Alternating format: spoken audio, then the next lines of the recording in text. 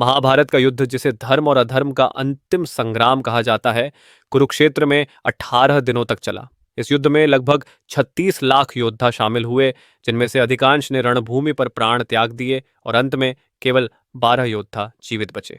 भीष्म पितामह, द्रोणाचार्य, कर्ण और अर्जुन जैसे महायोद्धाओं ने लाखों सैनिकों का वध किया, परंतु सबसे अधिक संहार भीम ने किया, जिन्होंने अकेले ही 100 कौरव भाइयों को समाप्त कर दिया। वहीं अर्जुन ने गांडीव से असंख्य महारथियों को धराशायी किया।